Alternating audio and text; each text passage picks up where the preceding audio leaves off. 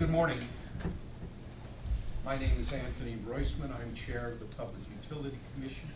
With me this morning on my left is Commissioner Sarah Hoffman, and on my right, Commissioner Margaret Cheney, and on my far right, Kyle Landis-Marinero, who is our general counsel. This is an oral argument scheduled at the request of Mount Anthony Country Club and the Apple Hill Homeowners Association, represented today, as I understand, by Councilor Dingley, correct? Yes, sir, thank you. Yes, Sorry well, for the late notice. That's okay. We're always glad to have you. Thank you. And the case number is 17-5024-PET, which is a petition of Chelsea Solar LLC pursuant to 30 VSA 248 for a certificate of public good, authorizing the installation and operation of the Willow Road project, a 2-megawatt solar electric generation facility on Willow Road in Bennington, Vermont. As we stated in the order scheduling this event, an oral argument is scheduled for 90 minutes. The interveners collectively are allowed in 45 minutes, and Chelsea Solar and the other parties are allotted the remaining 45 minutes to use as they determine. We'll start by taking notices of appearance for the interveners. Brooke Dingledine, I'm representing both Mount Anthony Country Club and Apple Hill Homeowners Association. Laura Block is here for the association, and Maru Leon is here for the Mount Anthony Country Club. And I would also mention that Mr. Block is here as well, Robert, and Richard Carroll is an Apple Hill neighbor, and he's attending as well. But you will be the only one arguing for the interveners, is that correct? Yes, sir, that is correct. And you have 45 minutes. Do you wish to reserve any time for rebuttal? If I could reserve 15 minutes, please.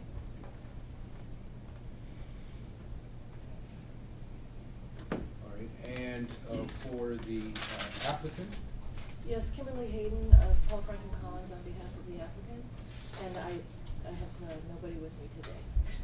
And I'm sorry, have you entered a notice of appearance? Yes, I've been participating in the case, not since the initial petition was filed, but it's been some time. Good. And have you spoken with the other parties who are on your side of the case about how you wish to divide your time? Well, I did speak with the department. We're gonna rely primarily on our written pleadings. Okay. I would like to reserve, I'm thinking maybe 10 minutes, and I did speak to the department's counsel and advise them of that. All right, so if they wish, there's 35 additional minutes. Correct. Right, okay. All right, and for the department?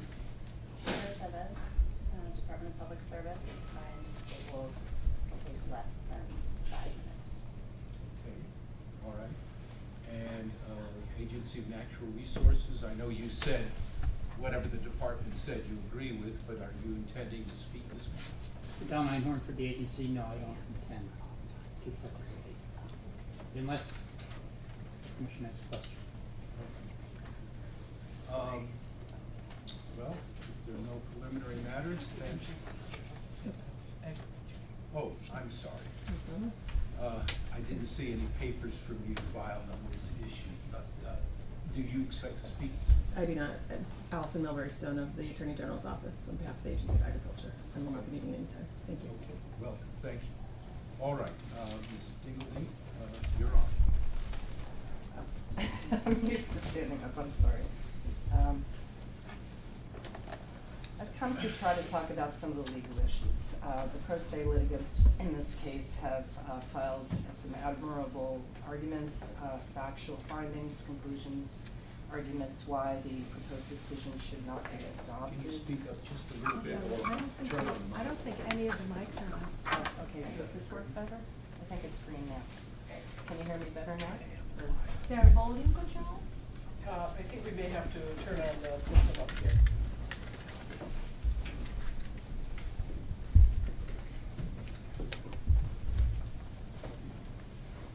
Try it now.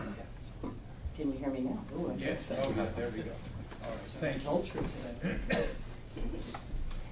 I wanted to come and talk about some of the legal issues because this is a pretty complicated case and it intertwines with Apple Hill.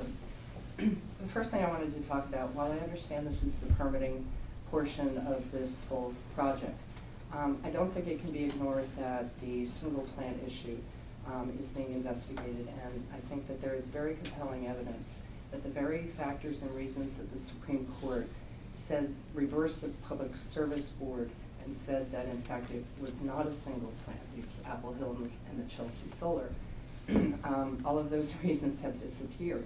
There have been changes to this, significant changes to this project, which goes to the issue also of vested rights. Let me interrupt you for a second. Am I understanding you to say that if the applicant had submitted for this project exactly what was in front of the Supreme Court, there wouldn't be a single plant argument to be made here? They would be two separate plants, it and Apple Hill. Well, if the information that was filed with the Supreme Court, with you folks first and then with the Supreme Court were true, I would agree with you. But the problem is that they created, and you have the map in front of you as well, I made copies for everyone if you can't see so far away. But the very top one here is the one that went to the Supreme Court that the Public Service Board actually looked at. This is Chelsea. This is Chelsea, where from the north, there is Russet Road drawn in and like falsely created on this drawing. Russet Road does not exist where they drew it. It does not access the site. There are no rights of way. There are no, they tried to get rights of way and the owners did not allow them to do so, and they showed up and tried to bulldoze the road. I understand that. My only question was, if that's what they built, whether or not they would have been able to do it or not, do you agree that we wouldn't have a single plant issue here? If they were building what they told the Supreme Court they were going to build. You're not asking us to disagree with the Supreme Court's decision on that. Not at all. I'm asking you to enforce the Supreme Court's position because the facts have changed, or they haven't changed, they were false to begin with. Regardless, they're false now and they were never corrected, and it is a single plant. It's coming off the same road. They're extending the road some mileage, a quarter of a mile or half a mile or something, and then the driveways come off of it. So, and the infrastructure is shared now instead of completely separate like it was before. So are you saying, I'm sorry, can I ask just Yeah, one no, clarifying yes. question? Are you saying that the Supreme Court, the facts they relied on are no longer true or possibly were never true? They were never true with regard to the road. The road never, does not exist. There's no rights of way. They have no right to build a road over personal people's property. It's private property. And it does not, they have no site control, no rights, no nothing. And so the drawing that they gave, they knew they couldn't get a right of way when they sent that to the Supreme Court and made that representation. It was false. Will you, I think you're going to get to this, but if you're not going to get to it very soon, maybe you could do it now. Sure. Identify every aspect of the current plan that you believe is different than what was in front of the Supreme Court that bears on the single plant question. I know there's some other changes, physically might be a little different in size, but. You know, I'm not familiar, and I know, I've read, I looked at the information that was presented to you folks in that phase of this where you wanted information about it. But my understanding is the roads, you know, the Supreme Court said, it's not a shared road, they're using two different roads. And the other factors were all the shared infrastructure. I do not know all the minutia of the shared infrastructure, but I think if you review what these folks presented to you about this very issue in that pleading, it is very comprehensive. It has information from the landowners who saw the bulldozer coming and everything else. I'm sorry that I can't speak to that. I would be bumbling and fumbling, but if I have time on rebuttal, I can see if I can find that on my computer and pick out the important aspects of it for you. So let me ask you one question about the road. In the current configuration, the road that is going to connect each of these two facilities to move equipment in, maintenance and so forth is Willow Road, correct? I think that's a question for the applicant, because they have tried to use different roads. First they said the pretend russet road, then they said the Apple Hill Road that comes in from the east, which goes over the association lots that are not allowed to have any commercial use on them. And in fact, we have in testimony under oath during the September 2nd, 2018 hearing, and I have copies for you to reference. Pass this over. But on page 264 of that transcript, the question was asked, well, it's fair to say that then that lot is owned or controlled by the petitioner or not? And we're talking about the orchard lot where they were gonna drive over and create a road. And the answer was, no, the petitioner is Chelsea Solar LLC, and currently Chelsea Solar LLC has no rights or control over the orchard lot. Now, I don't know enough about this case to know when this Apple Hill Road was, not going to be the road, we don't think. But now it's all coming from the south on Willow Road, and they have to extend Willow Road a quarter of a mile at least, between a quarter and a half, I think it is, and then they have driveways going off of them into each of the solar arrays. If that's not a shared road, I don't know what is. Is the shared road that you were focusing on for purposes of the single plan, the extension of Willow Road or all of Willow Road? Well, it's all of Willow Road, but it's even more of a significant sharing because they have to build the road to get to these two facilities. It's the same road that they're actually building. It's not like some big public road where, okay, there's a curb cut over here that V-Trans did, a curb cut, a half mile down the road. This is being built in conjunction with these two things. So we feel that this is the whole foundation of this, and the foundation has crumbled, there's been false information, and we don't know how a permit can be built on top of a foundation that will crumble. Right, and let me be clear, the portion of the road that Willow Road extended, what you call extended, that is a town road?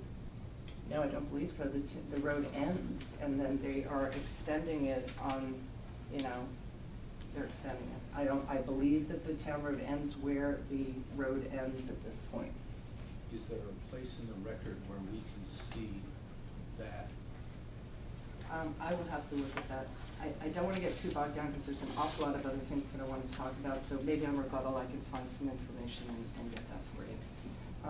The next thing I want to talk about is vested rights. You guys have made a decision that the 2010 plan that has criteria for the Archon district that says, you can't have it on a prominent hillside, that, okay, you decided it was vested rights. Instead of the 2016 plan, and the 2016 plan would prohibit anything that's cumulatively 10 acres or more. So these two side by side obviously exceed 10 acres. Okay, you didn't go that way. But here's the thing, if you're gonna give them vested rights and you're stuck with the 2010 plan, you've already made a decision about this. And this is one of the most important things I want to try to talk to you about. It's clear written community standard. It was decided in Chelsea 1. Chelsea 1 was a case that went up to the Supreme Court on appeal. There were, I couldn't even read all of them. There were so many motions filed to vacate your decision, to vacate the Supreme Court decision. You guys got all these motions filed to you when you didn't have jurisdiction over the case. It was on appeal. They asked the Supreme Court to vacate, they wouldn't, all these motions to reconsider, blah, blah, blah. So, you were left in a situation where you said, we don't have jurisdiction to decide any of these motions. Go away. But then there was this, but if you want to start over, we might, we would consider extending the standard offer contract. And so what happened was, Chelsea Solar decided to withdraw their appeal. And that allowed your first decision to become final.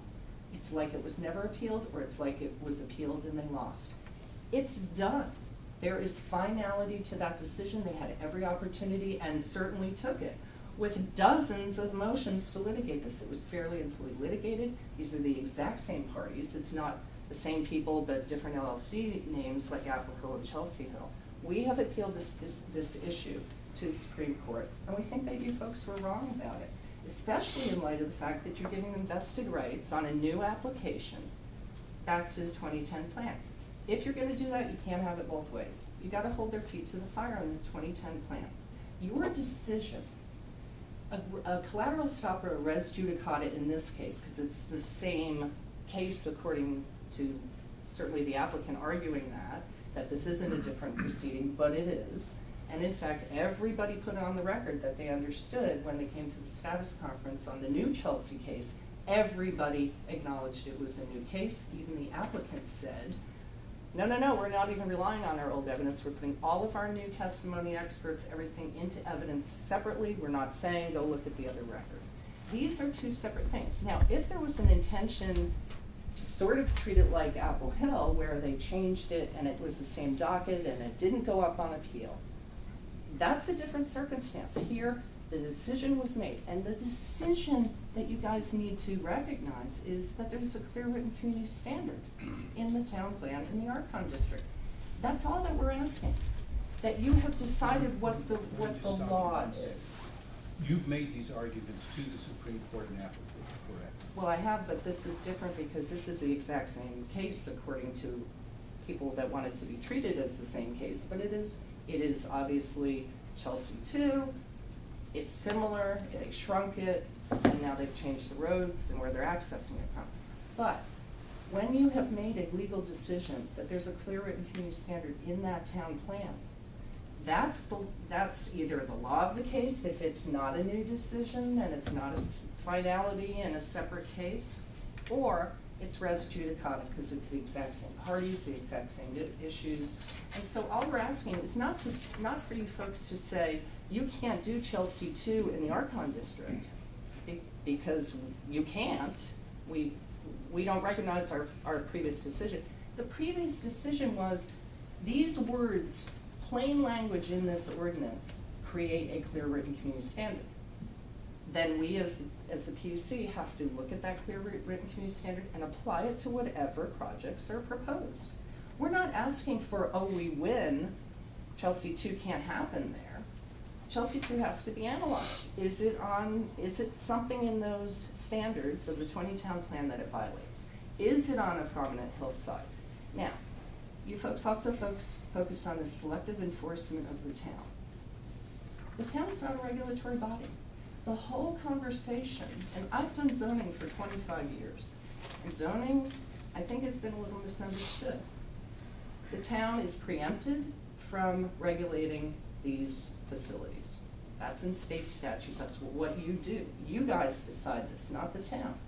And this notion that somehow the town, with setting up the town plan that has some standards for that district, so what? Their position, their opinion that either gets due consideration or substantial deference is just their opinion. You have to give it either due consideration or substantial deference. In this case, you're going with 2010, so it's due consideration. But this notion that it was selectively enforced, they don't have jurisdiction or authority to enforce anything. Through the PUC and the 248 process, they get to express an opinion. And if you think that they have been inconsistent in expressing that opinion about other proposed projects that have been permitted in that district, so what? I mean, if you think they're inconsistent, then ignore their opinion. But you don't say, well, the town plan is invalidated, or we don't think the plain language exists anymore. You have two jobs looking at a town plan. You have to look at the plain language of the plan. You have to decide, separate and apart from anybody's opinion, is there clear written community standard language? And that's when all the towns had to go from should to shall, and nobody was enforcing should because, which makes no sense because it's an aspirational document. But the law has changed it into some kind of thing that you folks use to regulate this, not the town. And people are giving the town way too much, authority here. So let me be clear. You believe that the town writes a town plan, but the town's opinion as to what the town plan means is not relevant to our decision as to what the town plan means. Is that your position? No, I think that you have to decide how much due consideration that you give them. If you think that they're crackpots and are making some crazy decision, then don't listen to them. Why would you? I mean, And so in you're the- deciding whether to give due consideration, are you saying we shouldn't consider whether or not they have consistently interpreted the language that is now alleged to be clear and unequivocal statements? I agree with that. I agree with that. That's absolutely relevant.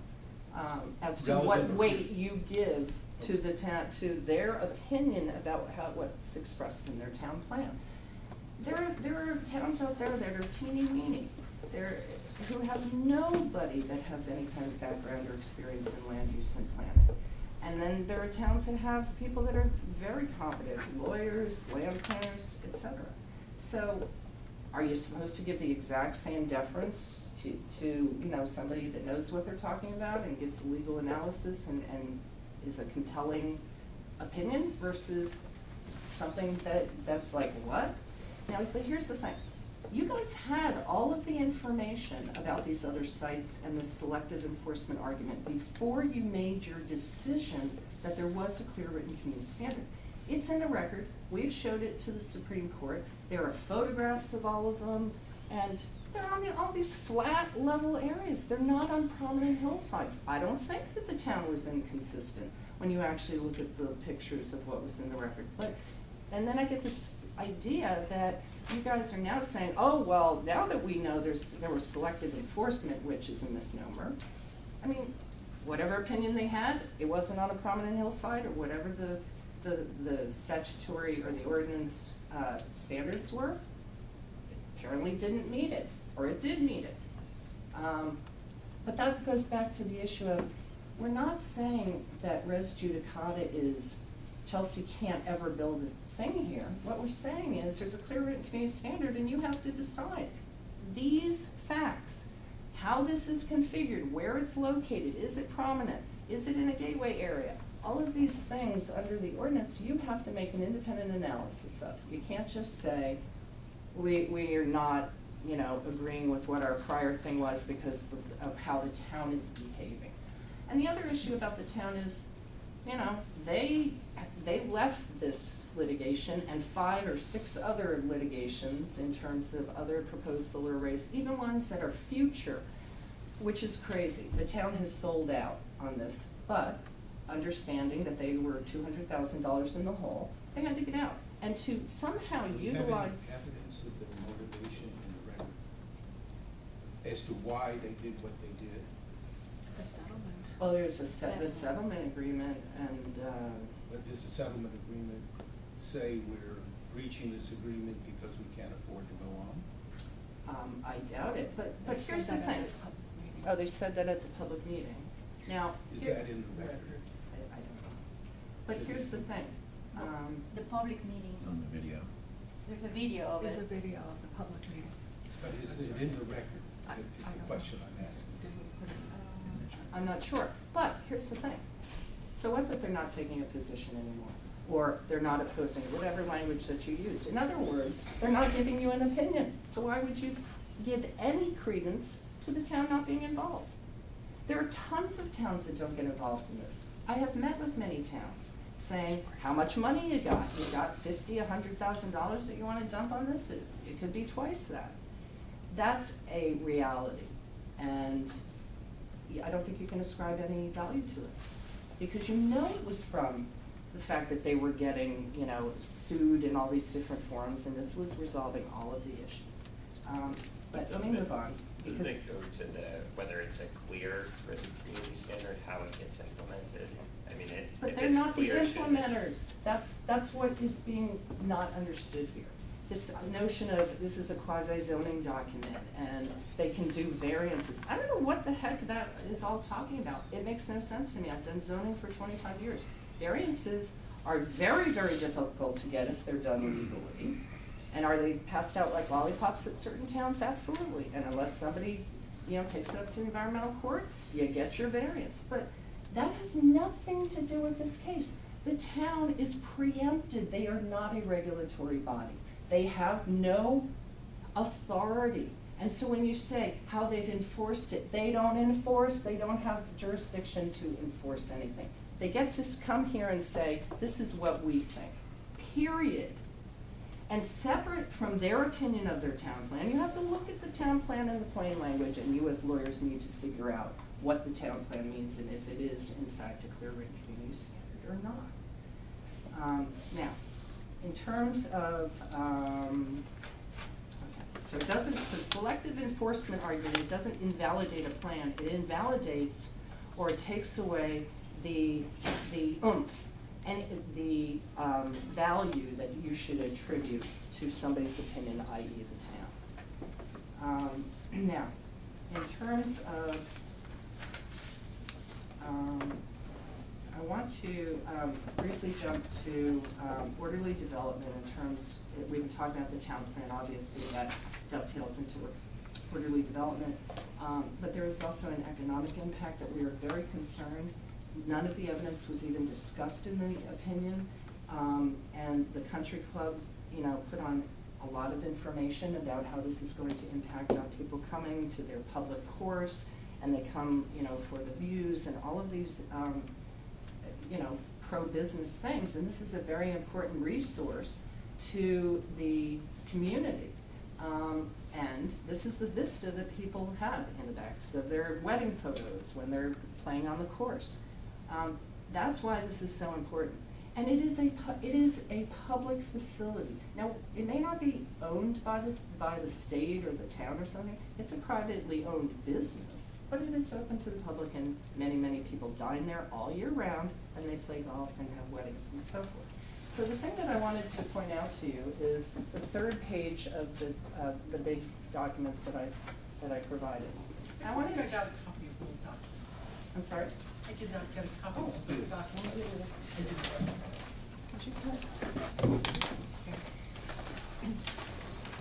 We just made a chart to just compare two cases. The Mount Philo case, and the name of that was PEC Electric Inc. And this one. And what we wanted to point out is, Mount Philo was an aesthetics case, but it pertained to 9K public investments because this is a state park and, you know, tons and tons of people went there. And so, factually, Mount Philo was a 144 kilowatt project. Willow Road is 4,000 kilowatts, if you do the math for 2 megawatts. So, Willow Road is 27 times the size of Mount Philo. Now let's talk about the distance that you're viewing these two things from. In Mount Philo, the view of the Mount Philo was 8/10 of a mile, just under a mile away. So you had 144 kilowatts, 8/10 of a mile away. In this case, in Willow Road, Mount Anthony Country Club is 1 mile away from 4,000 kilowatts. What does that mean? It means that Willow Road is 27 times the size of Mount Philo, and it's approximately the same distance, only 2/10 of a mile difference in terms of the distance. How in the world? But you would agree that Mount Philo is a state park. I do. And the golf course is not. I know Yep. you've already talked about how things are similar, but they are different. But Would you agree with Mount that? Philo was based on what it did to the aesthetic view shed. That was the underlying reason that it was unduly adversely affecting the public, the 9K public resource. Well, it was actually. It wasn't aesthetic, it stood on aesthetics grounds because that's what was being harmed. So we just wanted to really point that out to you because we think that's very inconsistent and maybe selective enforcement. But going back to this issue of there was no evidence that was talked about, analyzed, even disregarded in the decision. And so, for example, so Mount Anthony put in these professional photographs of the beautiful views, and then they did a simulation of the solar arrays. This is evidence. Why wasn't it talked about? There's a notion now that in other cases I understand where folks are like, we don't think that the applicant's done an adequate simulation and that kind of thing. Here there was evidence of that, and I think that we're entitled to have that information analyzed, and at least if you're going to disregard it, say why you're disregarding it. Let me ask, could you put up the picture? Yes, the first one. What is that that's sort of in the center of the picture? It looks a little white, right there, yes. That's Levy Harris's home. Oh.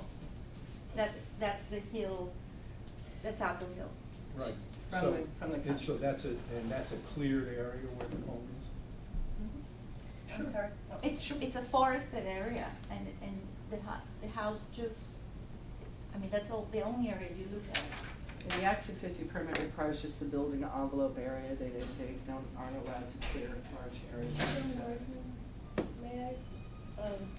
May I be heard briefly? When it's your turn. Okay. What is the exhibit number for this? In the record? We'll have to look back in the record because I was not I here at would that want the hearing. exhibit number for both of them, it's a little hard to have Sure. the transcript make any sense, if we don't know what the exhibit numbers are. I'll get that for you on our rebuttal. We'll figure out what number that was. So, the other thing, a couple things just to kind of clean up here, because I do want to make sure that my time is 4 minutes, okay. All right, Southern Vermont College, you may have heard in the news, is closing. But you may also have heard in the news that there are, these conservation easements are run with the land, and those don't go away. So the evidence that was put before you of all those hiking trails and everything, that hasn't gone away. It wasn't talked about in the hearing officer's decision. Again, it's like, well, if you're not gonna think that's important, at least tell us why. But I just wanted to be sure that there was no assumption that because the college is closing, that it will not still be used as a public facility, because absolutely, those are land trust easements that run with the land and can't be upended. I pointed out no legal control of the orchard lot. I think we passed that transcript down. One thing we want to correct, again, because it's very frustrating that this is like watching fake news on TV where we keep hearing the applicants say, we're gonna plant these trees because that's what Libby Harris wants, that's what the homeowners association wants. Isn't that great that we're gonna screen all this? Well, no, Libby Harris does not want this. The homeowners association does not want this because this is part of the project, the screening, and that is a commercial use. It is not allowed on the orchard lot or any lot within the homeowners association. I know that you're not a declaratory ruling superior court, and you don't decide rights and interests of parties like a declaratory ruling, but I think it's incumbent upon this tribunal to require every applicant who comes before them to demonstrate that they have control or ownership or the rights over the land that they are proposing. Just like Casket Road. Russet Road. That's terrible. They pretended something, and now we're hearing over and over, don't worry about it violating covenants, we want to do this because they want us to do it. That is not true. And we wish the applicant would stop saying that, because it is very upsetting to Ms. Harris, who had to withdraw from this because of the stress of the Let me case. make sure I understand your position. If we were to approve the project, are you urging us to disallow the plan for mitigation? No, they need to come up with a mitigation plan on property that they have the rights to put screening up for the commercial use. The mitigation that they've proposed here, are you asking us to reject that even if we approve the plan? You're asking us to remove that from, as you know, we put in an order, we write conditions. Usually the condition says you will do what you said you were going to do.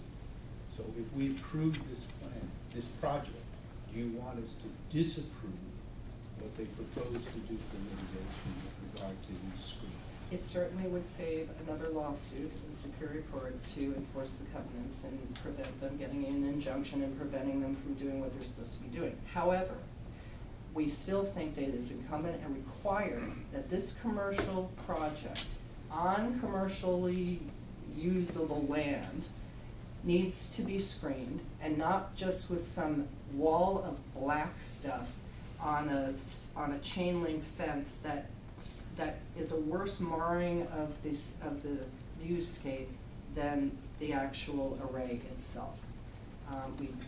Obviously, black is not a color that is neutral, and earth tones, and it will contrast for how many months every, 9 months a year it feels like for the, when there's snow on the ground this year. We just think that that's wrong. They should not be allowed to do that. They do need to screen it properly. And But the trees that are proposed, you're indicating those should not be put in place. it cannot be on association land, correct? And it also completely blocks Libby's view. I mean, yeah, okay, it blocks the view of the array, but it blocks her view of the monument as well. One last thing we want to talk about is, before I stop, is we need a condition, if you allow this, that there can be no burning of this forest that is going to be cut down. There is currently a situation going on in Rutland where there was supposed to be chipping, and we have PFOA in this soil that's been sucked up by these trees. Those trees, if they are cut down. So is that in this record? Yes. There's PFOA in the, on this land? I don't know, yes. Where's the, which So you know there's PFOA They in did do some Bennington soil area. testing and there's some small amount. Okay, they've done some testing in some small areas, and there was PFOA on the land that the in the soil on the land that the applicant is talking about. And is that in the record? It is, it is. So Is if you. the burning in the record though, is there, I don't remember burning being. No, part of well, it. we're talking about what's going on in Rutland right now with the very same developer who isn't supposed to be burning, and it's burning, and the Public Service Department's been asked to look into it, and it's been like 2 months, and nothing is happening except the burning continues. And it was supposed to be chipped wood. Here, it's essential that there's no burning, because if they burn logs of trees that have sucked up PFOA, it's going to send it back into the atmosphere, and it'll just deposit it wherever it deposits it. That's a really serious issue, and because they have proven time and time again that they do not follow conditions of their permits, we would ask you to speed up that investigation, but please take note of that. I know it's not in the record, but it would be too late for this neighborhood if somebody was allowed or wasn't allowed to burn and they did anyway. So I'm gonna stop there, and hopefully I've reserved some time. Yes, I think we've reserved about 15 minutes. Okay. Thank you. I want to first object to some of the statements that have been made about false statements by my client to the Supreme Court. There is no proof of that. I think it's improper that those allegations have been made, just as some of these most recent statements about activities that are alleged to have occurred in a completely different project. I think that the tone is inappropriate for oral argument, and the content is inappropriate. It should not be even presented to this commission. This case goes back to 2013, when Chelsea, then Bennington, it was actually the Apple Hill project, was denied a CPG. And the Supreme Court reversed that ruling in 2014 in in-rate programmatic changes. The Chelsea then filed, the Bennington Solar project was filed as Chelsea Solar under the name Bennington Solar in 2014. The case was fully litigated. Ultimately, the commission denied the order, the CPG in that case. Chelsea appealed, and the commission in October of 2017 issued an order that encouraged Chelsea to withdraw its appeal and stated, to promote judicial efficiency, the commission encourages Chelsea to withdraw its appeal with the Vermont Supreme Court and file a new petition reflecting the proposed Willow Road project. So, and that's exactly what Chelsea did. On November 17, it filed a new amended petition, a substantially smaller project. That case was fully litigated. Hearings were held in September 2018. We received a proposal for decision, a favorable ruling, in January of this year. So it's now been 5 years since the initial project was planned to proceed, and here we are litigating over the same plant issue, meaning the same plant, question that the court ruled on in 2014. I think what's critical about the court's decision in 2014 is that it did not even mention Willow Road, it did not mention Apple Hill Road, it did not mention any public road, and in fact, Willow Road is a public road. It's a Class 4 town road. What the court... Ms. Hagan, can you answer the question that I'd asked Ms. Ingleby? The portion of the road that apparently is going to be extended Yes.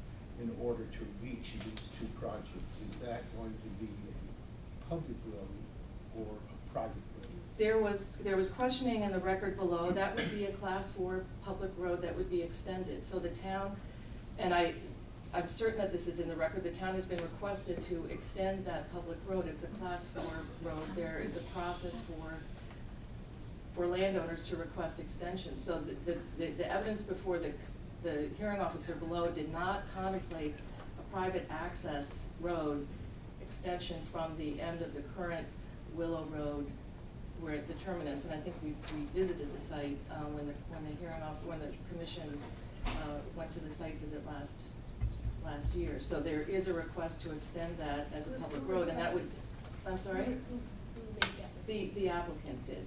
So that's a separate proceeding, that's a separate process that happens through the town. But the current proposal in this proceeding is not that a private access would be constructed from the current terminus of Willow Road. When does it become a private access? So it's gonna be, what's there now is going to be extended, and then it splits at some point, is that right? It's when you say it splits? The road, Willow Road, what's proposed here is an extension of what's there, and then a forking of it to go to the separate projects. So to clarify, it is currently a public access. It's not as improved as we saw at the site visit. It's not really even currently gravel now, it's really a dirt road, but it's not as improved leading up to the access. My client owns the property boundary is reflected on Exhibit 28 of Brad Smith's pre-file testimony. And my client does not own that access where Willow Road would be improved. So it's the extension of the improvement that we're talking about, the extension of upgrading that so that it's passable as a Class 4 road that the town would undertake. But it's not, so that path leading from the current terminus of the improved portion of Willow Road is not owned by my client. The boundary is very well reflected on the site plan. There is a portion that's being added that's going to benefit both of these projects. The access is currently owned by the town. It's not being added in the sense of a new road. It's being improved, further improved so that it's more passable. So earlier you used the word extended, it would be extended. And I shouldn't have used that word, so that, let me clarify that. When I'm talking about extending there needs to be gravel put down and to make it more passable. And that's a process that happens with Class 4 roads frequently. So this has not been, it hasn't been upgraded to the same degree where we stood at the site visit, which was adjacent to a landowner's house. It hasn't been upgraded from that point up to the project, but it's still a public Class 4 road. It's just the town hasn't kept it up. And is your client paying for the I improvement? don't know the answer to that, and I don't know if that was in the record below. But in the record is that the Willow Road plus the part that hasn't been improved as much is all town road? I believe that that's all on the record. And then each of the sites has, for lack of a better term, a driveway that goes from Willow Road to the site itself. That is each site has a separate access road from Willow Road. They're at separate points along Willow Road. So your position is that they're not sharing any access that is not any different than if they were both coming off of Route 7? That's correct, and the commission has held that previously in the application of Westman GLC Solar and Cambridge GLC Solar, which was CPG numbers 6045 and 6046, and we briefed this. the commission held that public roads are not shared roads, that the sharing of a public road is not sharing common infrastructure. But neither of those cases involved improvements to the existing public road, did they? They didn't. And there are no standards that suggest if a class 4 road is improved and upgraded to become more passable, it somehow doesn't become a public road. Well, but the question before us isn't whether it's a public road necessarily, it can be whether there's shared infrastructure. I mean, that's ultimately what the statute is asking us to look at. I think ultimately the commission's ruling in the Westman GLC solar case was exactly right, that the sharing of a public road is not sharing of common infrastructure. So I think whether it's a public road or not does matter. My client has it will not have any ownership rights over this access. You know, so it's not common infrastructure to the project itself. What the court relied upon in its 2007 or 2014 decision is paragraph 12. It focused on the independent technical facilities language of the statute, and that portion of the statute, even though it's been amended, has not really been modified. It's now 30 VSA section 802.18, and at that time it was 30 VSA section 802.14.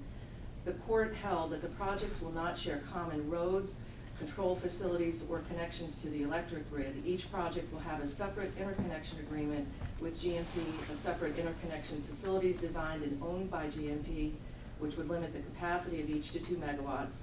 And that was really what the court was relying on in that decision. The court also at paragraph 7 acknowledged that this commission's acknowledgement that the interconnection facilities were close to each other.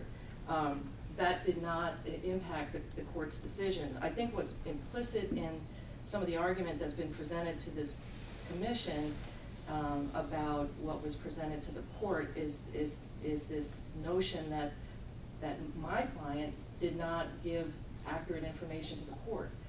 That's absolutely not true. What was presented to the court and the printed case pages that the commission has asked us to address are the standard offer application documents that were submitted for those 2 standard offer projects at that time. And it's not uncommon for projects to be modified over time. And in fact, in this case, the reason that Willow Road was chosen over Apple Hill Road, and it was because the homeowners association objected to the use of entry through Apple Hill. I want to talk for a minute about the interconnection question. Mm-hmm. In the 2 exhibits that we located from the 2014 record, those 2 show that there is a separate line for interconnecting, one that goes from what was then I'll call them the northern project to the southern project, one that went north out of that project and connected up with Green Mountain Power, and one that went south out of the other project and connected up with Green Mountain Power. And they were 2 lines that went to the Green Mountain Power. The current plan, which is shown on the exhibits that are in the record in this case, shows that there's one line that runs alongside the 2 projects, and that each project connects with that line as it passes by. And my question to you is that new line a shared infrastructure? No, it's not. That is a GMP distribution circuit. It's not technical facilities that are owned or controlled by either project. The point of interconnect, and this was fully briefed in our response, the point of interconnect for each project will be at riser poles that GMP will own outside of the project facilities, riser pole 22 and riser pole 21. Did the applicant pay for what you're calling the distribution line?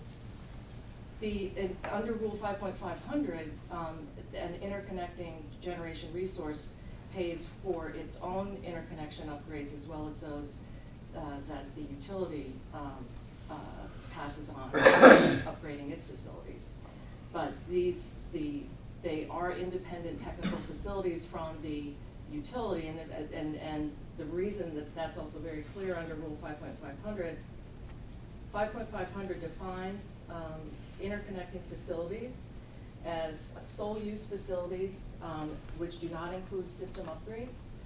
System upgrades are then defined under Rule 5.502, Part 32, as additions, modifications, upgrades to the distribution system beyond the point of interconnection.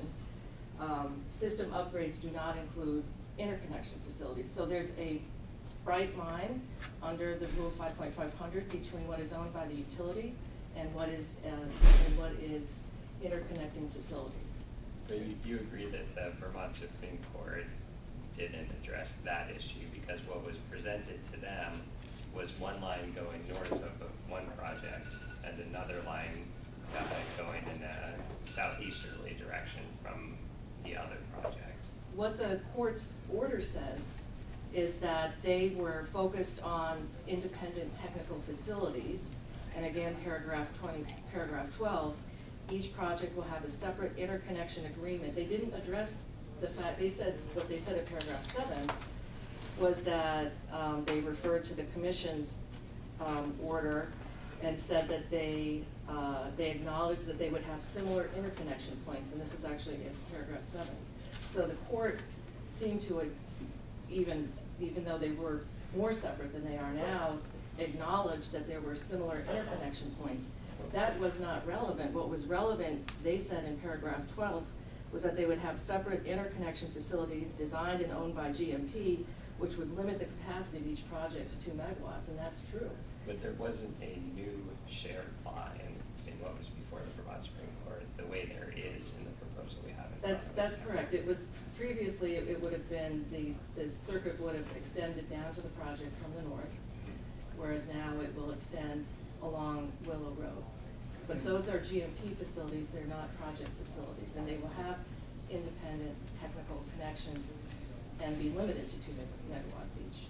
And the line that is now the one that they're going to interconnect to the current formulation, is that a pre-existing line that has been upgraded to allow for the interconnection, or is it to some extent a new line that didn't exist?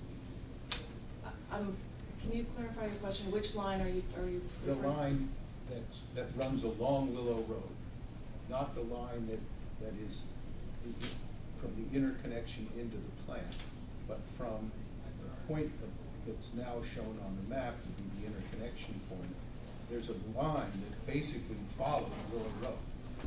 And my question is, was that line always there? Or is it newly constructed? Well, Willow Road extends for quite a distance. There will be an extension of the circuit along Willow Road. I don't know which portion you're referring to, but there is an existing circuit on Willow Road, and it will be extended. Right, so it'll go beyond where it now is. Exactly, and again, that's very common with interconnecting new generation resources, that the distribution utility circuit is extended. Right, and that extension to allow for the interconnection of the 2 facilities, although it's owned by GMP, is going to be paid for by the applicant. Is that correct? That's correct. Under Rule 5.500, the applicant pays for system upgrades as well as its own interconnection facilities. And your position is that the fact that it is being extended just to accommodate these plants and that it's being paid for by the applicant doesn't make it a shared infrastructure. The infrastructure definition ends at the point where the interconnection is. The technical definition is independent technical facilities. And so they are not common.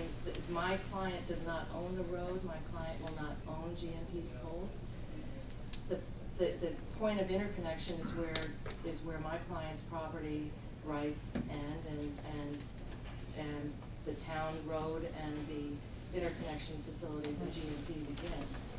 So in this new configuration, the one that is now before us as opposed to the one that was in front of the Supreme Court, the fact that it may be economically more advantageous to the applicant to have the one line, namely the Willow Road line extended There- isn't relevant for our determination about whether it's a single plan. or not. There was no evidence in the record that this decision was made for economic reasons. This was made because the homeowners objected to having traffic through the Apple Hill Road.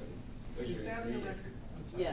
Yes, it's in the supplemental testimony proposing this alternative route. It was in the, it was in the amendment filing for this project. The route you're talking about is the road route.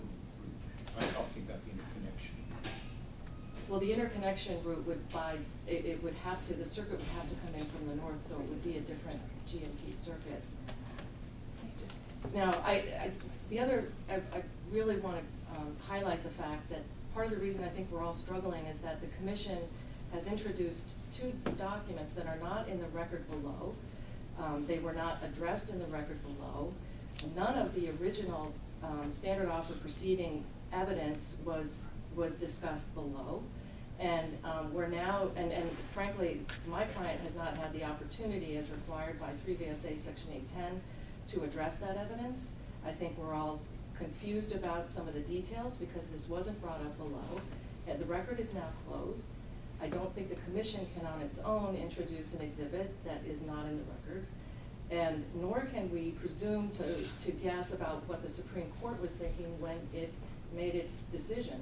I wasn't at the oral argument for that case. I didn't read the briefs for that case. I don't know what the court found compelling about the definition, but their decision is pretty clear on its face.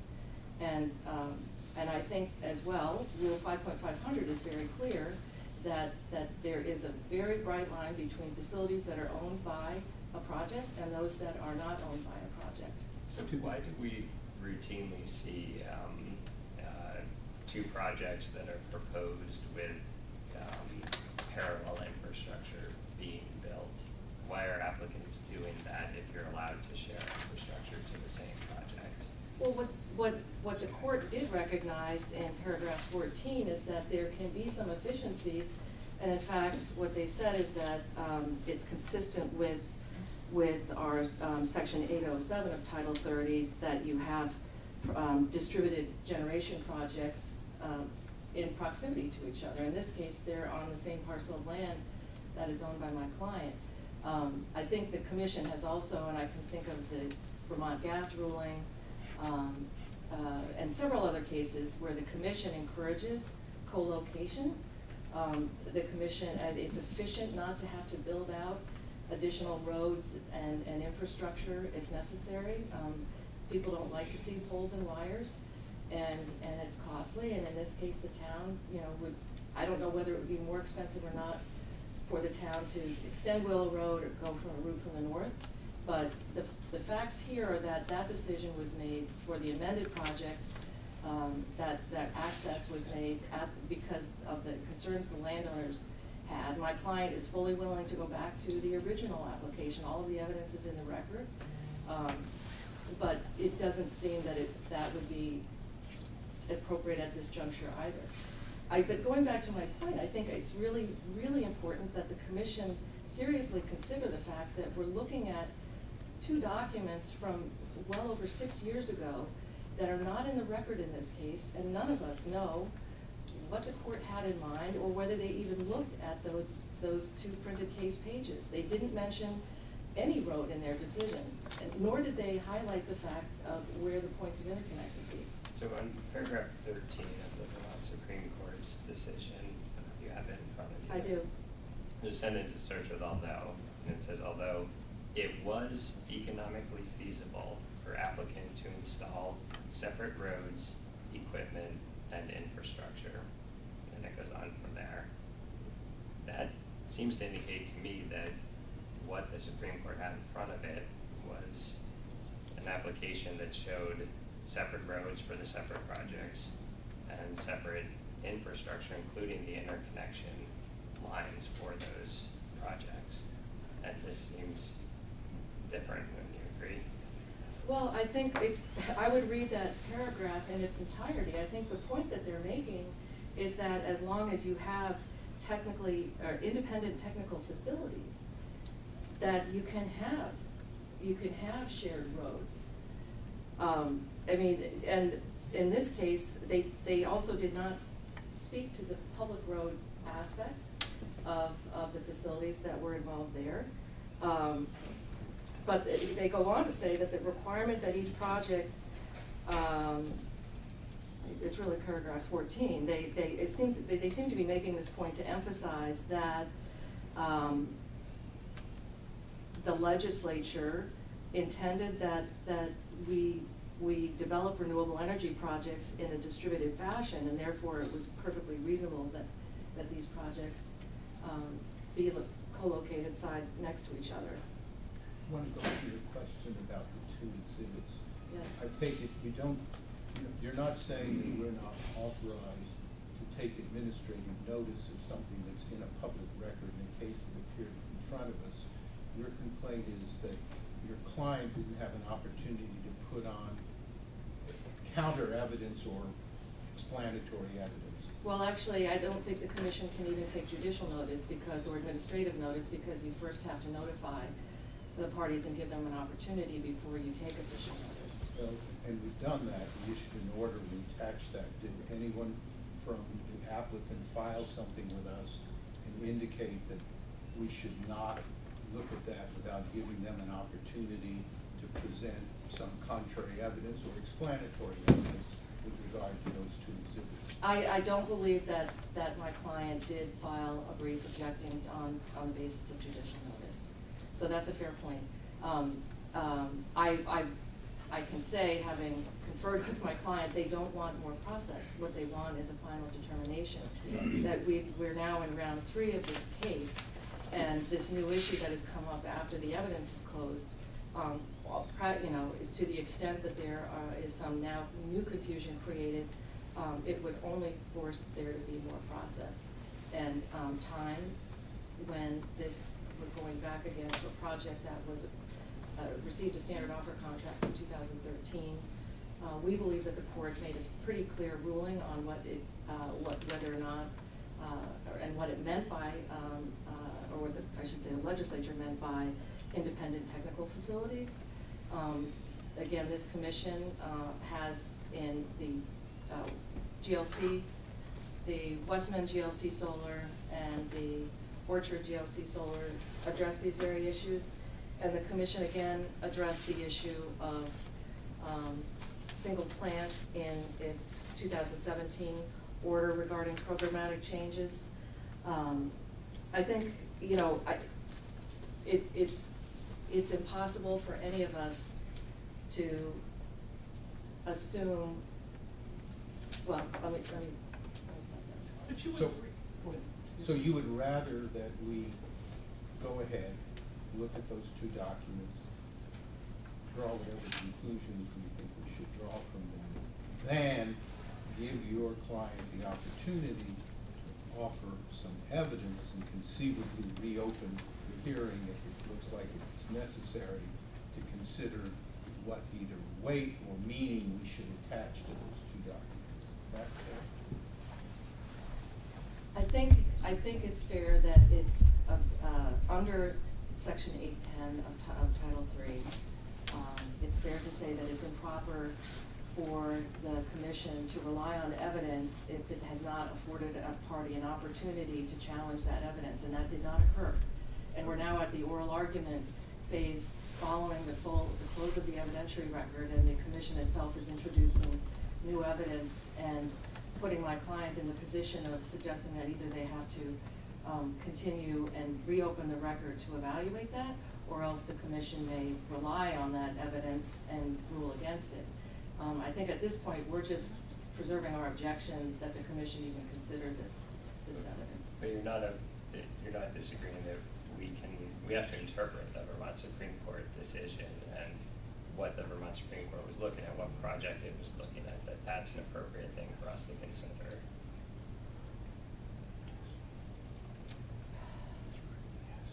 I think that the evidence that the Vermont Supreme Court considered was evidence in that case. It's not evidence in this case. And if there were to be a full exploration of that, there would have to be, the full record would need to be consolidated with this one, or somehow brought in to evaluate both what was presented to the Supreme Court, and then what, you know, I think the oral argument, you know, what they consider to be relevant. And that's because this project has a different access road and different interconnection than what was previously presented. Yeah, let me just be clear about that too. These printed case materials were in the record, and then part of the appeal record apparently that went to the Vermont Supreme Court. I'm presuming, I actually had to ask, I didn't see that these pages were even at the end of the board's order initially, and I had to ask my client to find it. So I don't know, I assume that these are printed case materials that were transmitted up to the Supreme Court. I don't know what else was transmitted to the Supreme Court, what they looked at, what they found to be important about those, either the access point or the roads. Again, my client has made it very clear that they're willing to build the project as previously designed, which would have had the Apple Hill interconnection point. Ms. Hay, before you run out of time, I know we've gone a little over your 10 minutes, but you don't mind that. Do you want to speak at all to the question raised by Ms. Dingledine regarding whether or not the earlier Chelsea decision is res judicata, or maybe more accurately collateral estoppel on the issue of the town plan? No, I think we'll rely on our written filing on that. I think we've exhaustively addressed that, and it's also currently on appeal in another case. So I think we'll stand on our written pleadings. I have one clarification. You talked about the Supreme Court considering that case, and this is this case. In considering that case, were they understanding for that the access would be via the so-called Russet Drive or road? I don't know what the court was considering. Again, the full record was transmitted up to the Supreme Court. I will say that the standard offer agreement itself does not require any detail in terms of where your point of interconnection is or your private access. It doesn't require even that you mention public access roads. So I don't know what the court, whether this, because it was part of the record and just transmitted, whether the court even looked at that issue. And yet it's relevant to the shared, separate technical facilities. Again, the separate technical facilities are facilities up to the point of interconnection. And so system upgrades as defined under Rule 5.500, which. I'm not talking about the utility interconnection, I'm talking about access roads. The access roads? The access road here is a public right-of-way, it currently is. And could you, I realize that, you was talking about the extension of Willow Road in that regard, but I'm talking about the Russet Road, looks like Russet Drive. I don't know what the court considered around that specific document. That, again, access is not required under the standard offer contract requirements to even be included on a plan. So I don't know.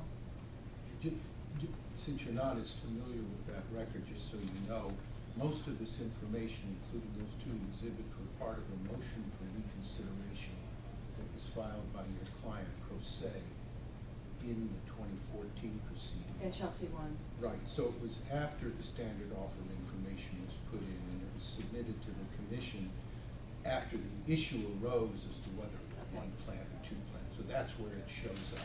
Okay. And that's why you're not seeing, and you wouldn't expect to see it in the standard offer contract application. I'm not sure that I understand the latter point.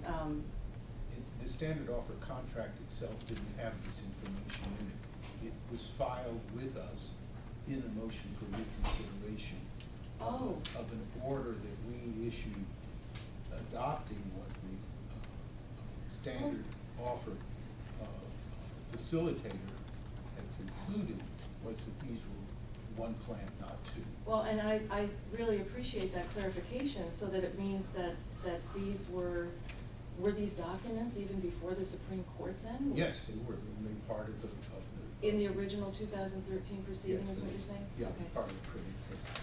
Again, what relevance the court, gave to those facts, we don't know. Does the department wish to have anything to say? There's still 10 minutes left. Very briefly, just want to say that we primarily rely on our briefings in this matter, including the single plan issue that was brought by the commission. And we'd just like to highlight the fact that throughout this proceeding as well as in prior proceedings, the Willow Road project and the Apple Hill project have been treated as separate projects, and we do not see a reason to adopt a different approach here. And regarding the question of whether the town settlement agreement is in the record, it is not. And does the department have any position on the question of whether or not the point raised by Ms. Dingley, namely whether or not the town plan having a clear and written community standard is a correct decision either originally or now in the current decision? Any position on that issue? We'll stand by our prior responses with regard to that question. So when, in the department's view, when would there be a single plan? What kind of situation would you have a single plan when there are two separate proposals, but how much, if any amount of shared infrastructure would be enough to tip it into being a single plan? I think we touched on that in our briefings a bit, but we relied on them being separate plans where they have different access roads, where they have different points of interconnection. I would think if they have the same access road or the same point of interconnection, that would possibly qualify as a single plan. But I have not conducted that analysis, so that's not something I can stand by at this time. And could you have a series of, say, 10 wind turbines, and instead of them all coming in and connecting in one spot, you send one line there and then you send 10 different interconnections, and would those be 10 separate plans? It's possible. Again, I have not conducted such an analysis. Because it does seem that that's the single plan issue is trying to prevent that scenario. Do you agree with that? I cannot say.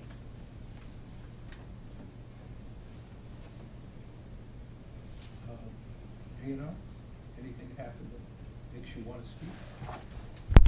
No. Thank you, though. Agriculture? No, thank you. All right. Ms. Hayden, anything further? Ms. Dingledine, you've got about 15 minutes.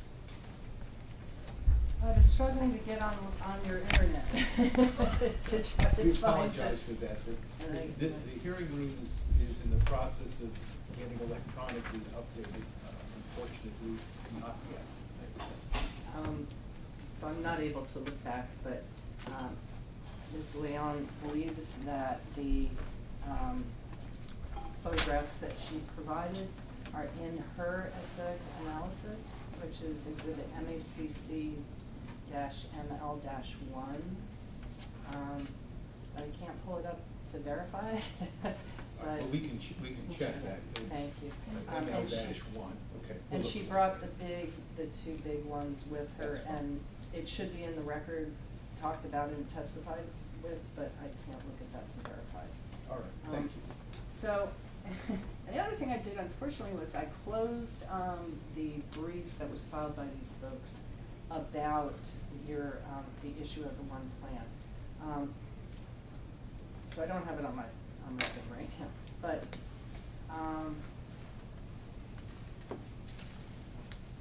that document has a huge amount of information. There was a heck of a lot of research that went into going back through all these representations.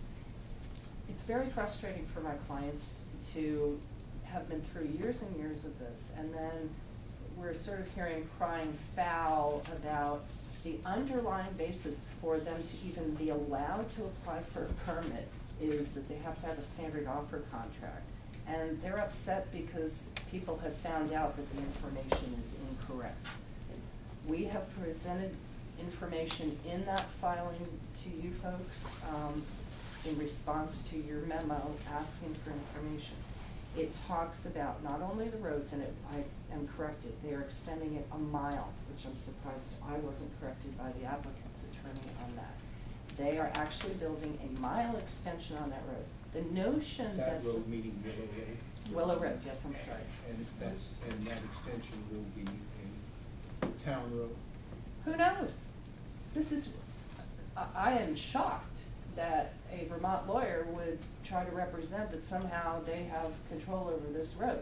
There is a whole process someone has to go through in order to get the town to take over a road. They have to build it to certain specifications, and then 50 feet wide, the whole bit. And so who are the people that are giving the town the requisite width that is now required to, for towns to accept roads? Because they don't go with the 3 rods anymore, the 2 rods like in the olden days. And so the fact is, even if they have the rights of way to build this and then to go to the town select board and ask them through the statutory process, will you consider taking over my road? Maintaining it. And so when the town, I'm a little hung up on the terminology. When you say the extension of Willow Road, is there anything there now or nothing? Is there no road, not even a cart path? okay, there's 2 things. There's what is the physical status or on the ground, Yes, and then I there get is that. what is the legal Yes. definition. We understand that the mile extension is not a road. It is not on the town road maps. It's not at V-Trans. It is not mileage that gets reimbursed by the state for care by the town, none of that. And so what Ms. Hayden is talking about is they're gonna have to build a road, and they haven't given any evidence as to whether or not they have the rights of way, an easement, whatever, to go through there and build that road. And this is the same issue that the single plant issue is about. They just let everybody think, because they drew it on a map, that, what's the name of the road? Russet Road. It's Russet Drive, actually. Russet Drive. They created a fiction and said there's a road there at a time, based on the evidence that was presented with affidavits of the landowners and the son of the other landowner, who said, they came, asked my dad for a right of way, and he said, get the heck out of here. Then the association president was brought in by the other landowner who's like, hey, there's a guy who's about to, bulldoze and excavate a road here over my property. This is how these folks operate. And so the notion that, A, you shouldn't be looking at the single plant issue and looking at this evidence, what kind of response is required, or what process is required, when these were all representations that were made by these folks that are now, oh gee, we want more process, or we don't want more process, we think you should ignore this issue. That's basically what you're being told. Is it your position that this record in front of us, in this case, does not establish whether Willow Road in the extended area is or is not a town road, is or is not controlled by the town? Is that your position, that this record is devoid of evidence on that? It's a hard question for me to answer because I'm just not familiar enough with this information. I'm representing these folks pro bono, and I'm doing the best that I can, but I'm sure you can understand the daunting task of knowing what the evidence is. I do not know. I don't think that they have demonstrated to this tribunal that they have rights to build a road. They certainly, based on what we've heard today, the town has not taken over this road, and some question is gonna be asked and they'll go through a process. That is different than getting a decision from the town that, okay, great, it's like going to get a lease on a property. And then they come to you and they say, I'm leasing this property and now I'd like a permit to build something on it. It's the same thing with the town road. Are they just intending on putting it there and then, oh gee, shucks, later, is the town gonna, have a problem with it or not? Towns have to go through a process and they have to be willing, and they can say no. nobody can force them to take over a road, even if it's built to specifications for V-Trans. So. And just so I'm clear, the portion of Willow Road that is going to have to be extended or improved, as the case may be, how much of that is on land that is already owned by the applicants as opposed to on land that is not by the applicants? I believe a mile is not on their land. Then it gets to their land and they do their driveways off of that extension, once it gets on their property. You mentioned two issues related to the road. One was what we've gone into now. Could you address the physical condition? Yes, I was thinking in the back of my mind, we need to get back to that. Do you know the physical condition of this road? It's a rock path. It's just some rocks, Like a footpath. like a footpath. It's like a footpath, as I understand. So it would need to be The built. footpath through what, I remember my first site visit there, through what is currently wooded. I couldn't hear you, I'm sorry. What's wooded, is it through what's currently wooded? Oh, yeah, it's all wood there. It's all So I overgrown. confirm that. Yeah. I'm sorry, I'm not familiar with. That's okay, don't worry about it. You're ably assisted by your clients. For sure, they've been doing an admirable job.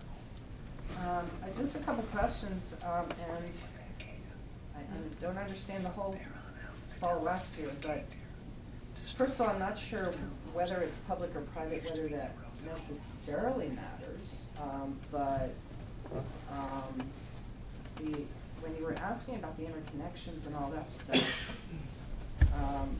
which applicant is paying for the connection if it's a shared connection, and how is and then is Apple Hill gonna reimburse Chelsea? I mean, clearly this is, by just saying, oh, you know, we're gonna pay for the connection, who are they talking about? You go back to that document that was filed, in response to the single plant issue. There is tons of information in there, and it talks about the notion that there is literally just one apparatus that is just being inserted so that they have, do you remember the name of the thing? What are you talking about? I can't remember the name of the actual piece of machinery or equipment.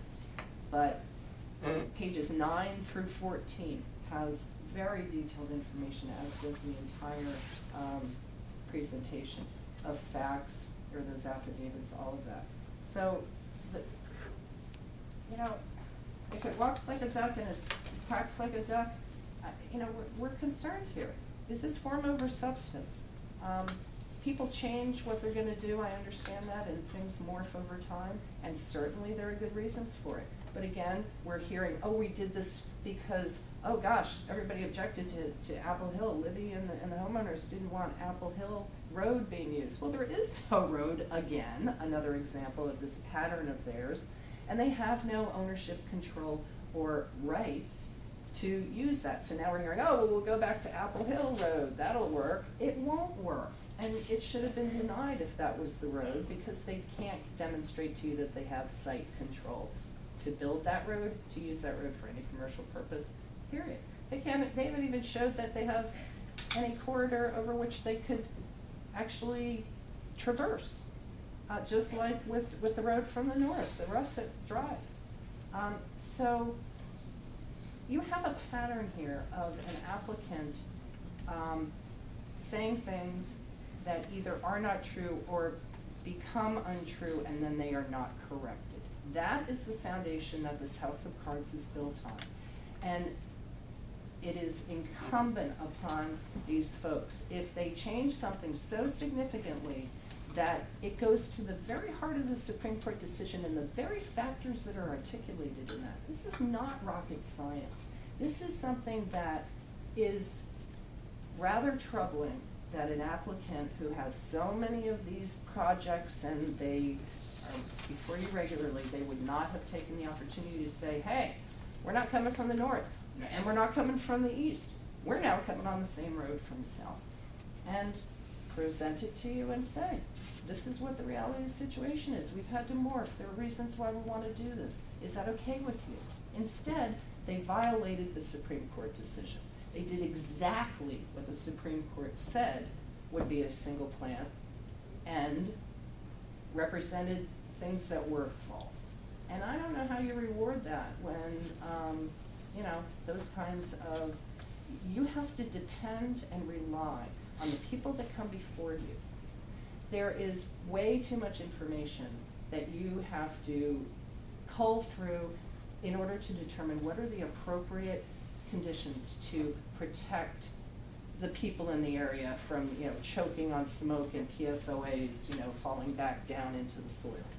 All of these things. If you can't rely on these people not to burn when they don't have the right to burn, then why would you consider giving them a permit in a case where they have told incorrect information? And I think ultimately, the evidence, if you look at it very carefully, will demonstrate that that road they tried to bulldoze, all of that happened before they represented to the Supreme Court that map. And that map that I showed you, that we gave you, is the printed case. It has the printed case number on it from the Supreme Court record that we got from folks across the street. I just wanted to go back and circle back to one more thing since I'm not quite out of time yet. And that is the vested rights. Vested rights, there's been an interesting argument in Orchard Road that was just filed by Cindy Hill that goes through many, many pages of analysis on vested rights, and that it, in fact, is a land use zoning kind of issue for developing property, and that it has no application, and she has case sites, et cetera, about why it doesn't even apply in this setting. It's certainly something that should be determined and looked at, because it doesn't sound like there's been a definitive decision in this arena at least, but that is an additional consideration. But whether it's 2010 and they have to comply with those criteria that you recognized and saw as a pure written community standard, we ask that it be analyzed against that standard, not throw the baby out with bathwater. You don't say just because we think the town wasn't doing the right thing here, we're going to ignore plain language in an actual law. It is the ordinance, it's what it says. We think that's just so essentially important. Now, if you hadn't given them vested rights and understood that this was a completely separate proceeding, and maybe vested rights were still okay, even if it is, there was a final decision, now this is version 2 and it's a brand new case. Maybe there would be a consideration that, you know what, this isn't so much different than the last time around, and we are going to allow you, since it has been some sort of continuous process, to avail yourself of vested rights. But then you can't say, but then we're not going to impose the law that we're claiming that you have, or that you're claiming you have the vested rights in. So if that's the decision that you've made, you have to apply the language in that ordinance to this project. And if it's like the other ones that the select board said okay to or didn't oppose because they were on flat areas, not on these prominent hillsides or near a gateway area, and you think Chelsea Solar's okay, that's what your job is. It's to say, we looked at the law and it's very clear and it's okay. We don't think that that hill is prominent. Or, you know, I think it was an Apple Hill, I don't know which one, but, or it's not a hill. I mean, that was an argument that was made by the other side, and I remember talking about the slope and the run and rise and all that other stuff.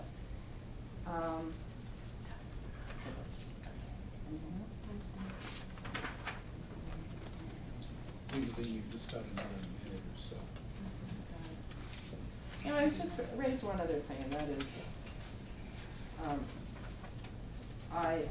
if I'm corrected about, I know in one of these cases that there was the actual Bennington agreement that was signed by the select board and was put into evidence. Perhaps that was Apple Hill. I'm positive that was put into evidence in one of these cases. And if that is in this case, I would ask you to look at it or take administrative notice from Apple Hill. Because if you're interested in what that document accomplished, think about the fact that it obligates the town not to oppose a bunch of future projects that have not even been filed for an application. No petition has been filed. And so they just signed off, we won't do anything, we won't oppose you on these projects. Well, I think that if you're reading this, I think that it's appropriate to surmise from that, that if you're giving up your rights to have your say, your due consideration, or now your substantial deference under the new 2016 plan, you haven't even seen an application. Why would you give up your rights to say yay or nay or give your opinion to this body? Why would you do that? I mean, they're opening themselves up to lawsuits, lack of due process. Now, nobody appealed that, which was unfortunate, because they made a decision about all these other projects without notifying anybody else that this was about anything other than Chelsea Solar and Apple Hill Solar. And all of these other cases where they were sued in federal court and state court and, everything was dropped, including the town's future right to protect their town plan, to have an opinion about their town plan, and to protect the people who live around these or who will be unduly adversely impacted by them. That's what you need to look at, because you have the right to infer from evidence that you are provided intent or other conclusions about the information that you're looking at. And that issue is paramount in terms of why in the world would a town do that? The town did it because they were hemorrhaging money. They were $200,000 in the hole. Look at the amount of money that was paid to them. And why it was paid to them. It was for administrative and legal fees. And that didn't even pay all of the out-of-pocket amounts. It was appropriate for the select board to figure out, once they lost vested rights, and then they lost the res judicata or law of the case thing. They said, enough is enough. We're gonna have to fight this in the Supreme Court. We think that the PUC is wrong on this, but enough is enough. We have a responsibility to everyone in this town not to raise taxes and to waste money that ought not to be wasted, because litigation will never end. That has been demonstrated.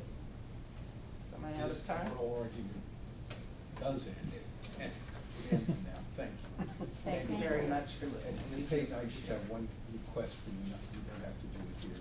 There's a piece of paper attached to the brief that was filed, and it doesn't identify it as an exhibit or tell us its source. It's not, and I asked that question, that is not an exhibit in the case. This was, it's the interconnection plan provided by Green Mountain Power Corporation.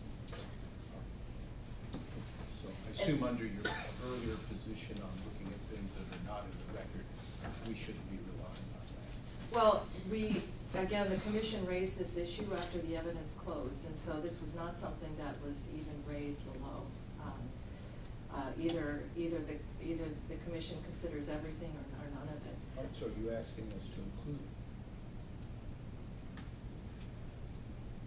The evidence, I think the evidence in the record is very clear that there's a separate point of interconnection Yeah, and that's not my equipment, question. so I'm just thinking out loud. You don't need to rely on that